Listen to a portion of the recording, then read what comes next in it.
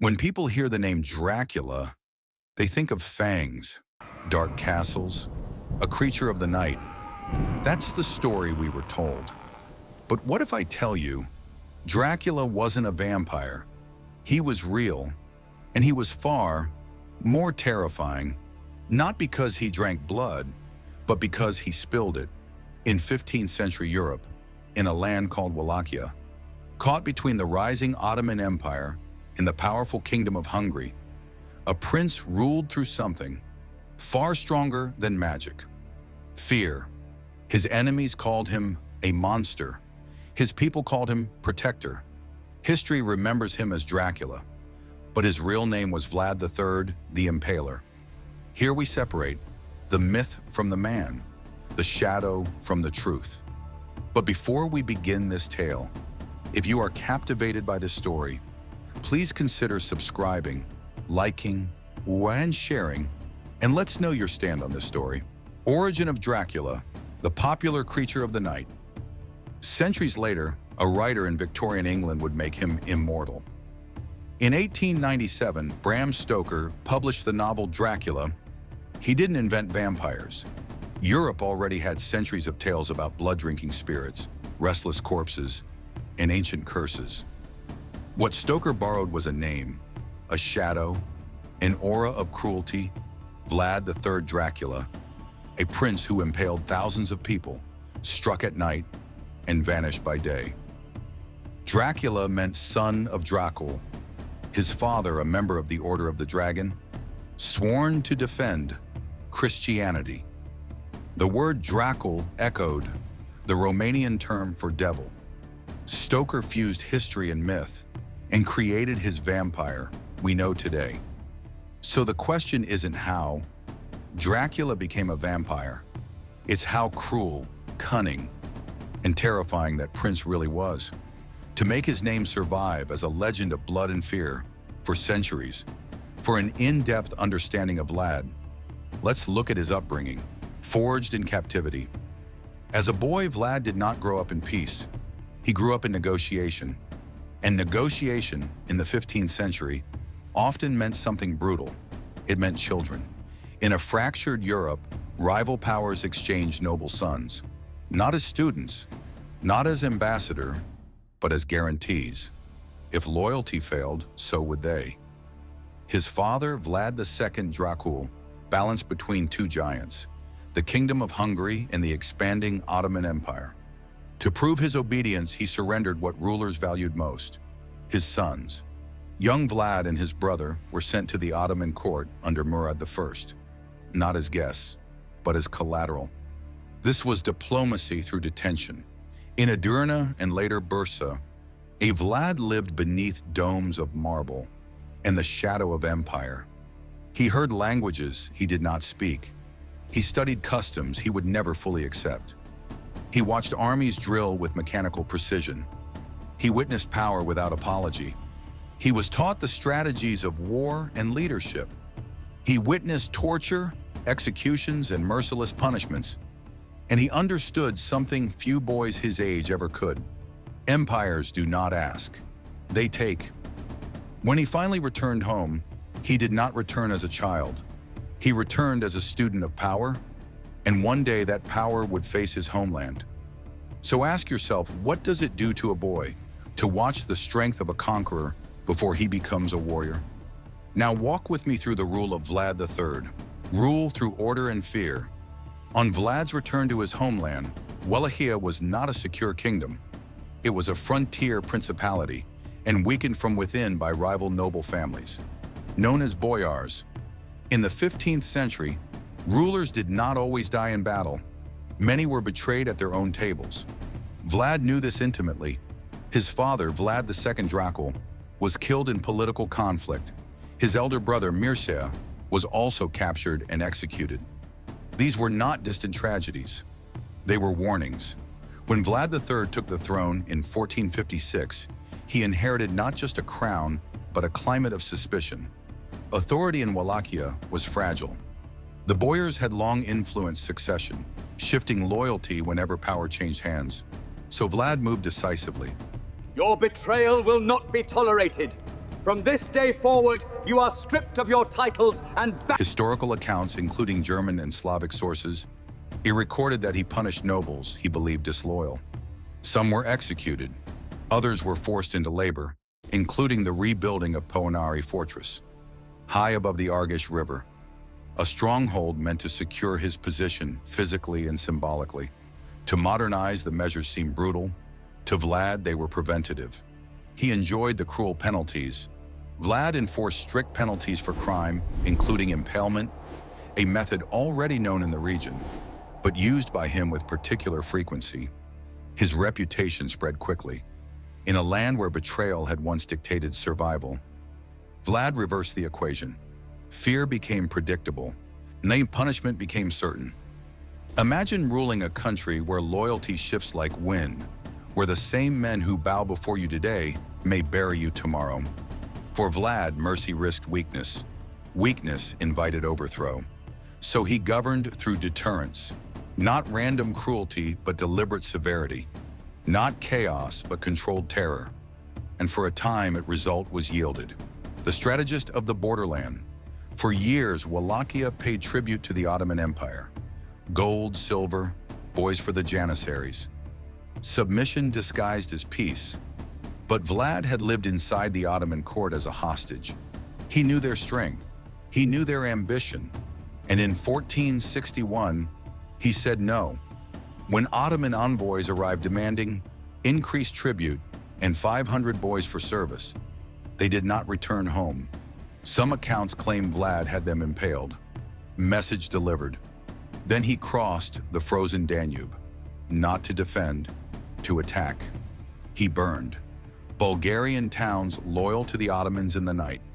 Garrisons were slaughtered, supply posts destroyed. In a letter to Matthias Corvinus, Vlad claimed he had killed over 20,000. Exaggeration? Perhaps.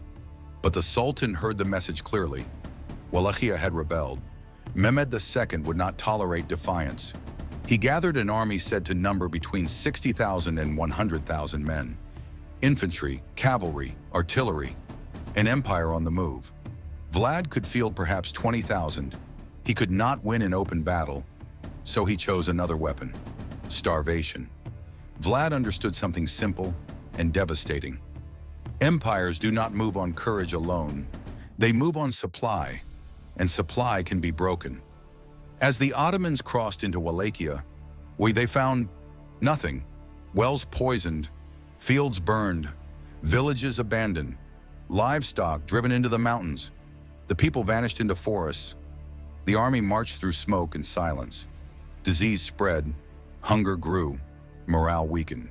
But Vlad was not finished. He wanted the Sultan to see something unforgettable. Vlad knew he could not outlast the full Ottoman army, so he aimed for the head. The night attack at Târgoviște. Under cover of darkness, Wallachian cavalry slipped into the Ottoman camp. No torches, no drums, only whispers and steel. They struck at midnight. Chaos exploded. Horses screamed. Tents collapsed. Janissaries fought shadows. Vlad's objective? Why'd he kill the Sultan? He cut through the camp toward Mehmed's tent. For a moment, the fate of an empire trembled, but they reached the wrong tent. The Sultan survived. But survival is not the same as control. The attack shattered Ottoman confidence. An entire imperial army thrown into panic by a smaller force in the dark. It was one of the boldest assassination attempts of the medieval world. Vlad understood something many generals never do. Fear travels faster than cavalry. Exhaustion weakens faster than swords. He did not destroy Mehmed in open battle, but he forced the greatest empire of his age to hesitate, and sometimes hesitation is enough. The Forest of the Impaled. In June 1462, after the night attack failed to kill the Sultan, the Ottoman army continued its advance toward the Wallachian capital of Târgoviște. What they found there would enter history. Outside the city, stretching across the fields, stood rows upon rows of impaled bodies, prisoners, captured soldiers, and enemies of the state mounted on wooden stakes and left on display. A forest of the dead. The image is recorded in multiple contemporary accounts. Greek historian Lanikos Chalkokondyles described the scene. Later German pamphlets circulated vivid depictions across Europe. Numbers vary widely. Some claim 20,000, others far fewer. Historians caution that figures were often exaggerated for political and propagandistic effect. But exaggeration does not erase reality. Mass impalement occurred. Impalement itself was not invented by Vlad. It had existed in Eastern Europe and the Ottoman world before him. What made this moment different was scale and spectacle. This was not execution in secrecy. Rather, it was theater, a message written in wood and flesh. When Sultan Mehmed II approached Târgoviște and witnessed the display, several accounts reported that even he was struck by the sight. While the Ottoman campaign did not collapse immediately, Mehmed ultimately withdrew from Wallachia and installed a rival ruler instead. Militarily, Vlad had not destroyed the empire. Psychologically, he had unsettled it. Imagine marching for weeks with the confidence of an imperial army, only to be confronted with silence, decay, and a ruler willing to turn horror into strategy. Was it cruelty? Yes, by modern moral standards, unquestionably, but it was also calculation. Wallachia was smaller, poorer, outnumbered. Defeat could mean occupation, enslavement, or erasure of sovereignty. Vlad understood that he could not defeat Mehmed through conventional battle lines. So he chose shock. He chose terror as deterrence. This was the moment that sealed his reputation across Europe. To some, he became a monster in human form. To others, a defender willing to do what larger kingdoms would not. In that field outside Târgoviște, Vlad the ruler began transforming into Vlad the legend. And legends once born rarely die quietly. Fall and fragmentation. Terror had bought Vlad time, but not stability. After the 1462 campaign, his position weakened. Sultan Mehmed II did not destroy Wallachia outright. Instead, he installed Vlad's own brother Radu as a more compliant ruler. It was a political move, replaced resistance with cooperation. Isolated and seeking support, Vlad turned to Hungary. But power politics in 15th century Europe were rarely sentimental. In late 1462, he was detained by Matthias Corvinus, the Hungarian king he had hoped would back him. Surviving documents suggest Matthias justified the arrest using letters possibly forged that portrayed Vlad as negotiating with the Ottomans. Whether fabricated or strategic, the result was the same. The feared prince became a prisoner. For years, likely more than a decade, Vlad lived in confinement in Hungary, not tortured, not executed, simply removed from power. Chroniclers indicate he later reconciled with Matthias, converted formally to Catholicism during captivity, and eventually married into Hungarian nobility. Time passed. Empires shifted. In 1476, amid renewed anti-Ottoman campaigns, supported by Hungary and Moldavia, Vlad was restored briefly to the Wallachian throne. It was his third reign. It lasted only months. By the end of that year, he was dead.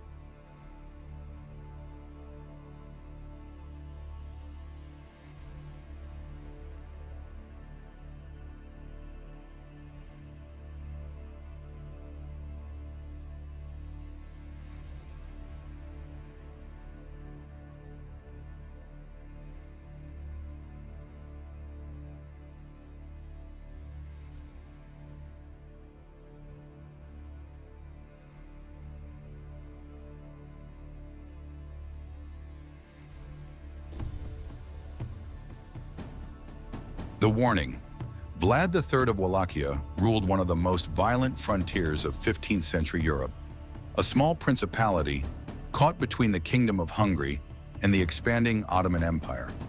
Surviving chronicles and diplomatic records tell the story of a ruler who punished without mercy.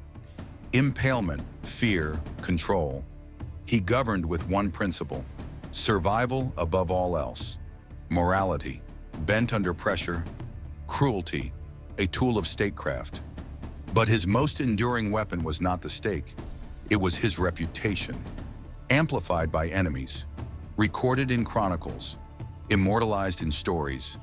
Empires fall, fortresses crumble, warriors die, but memory, shaped by fear and storytelling, can outlive flesh. Well, that is Vlad's true immortality. Not a creature of the night, not a vampire, but a lesson. A reminder that power, fear, and narrative can shape the way history remembers a man. Don't forget to subscribe for more forgotten historical tales and share your view about this story.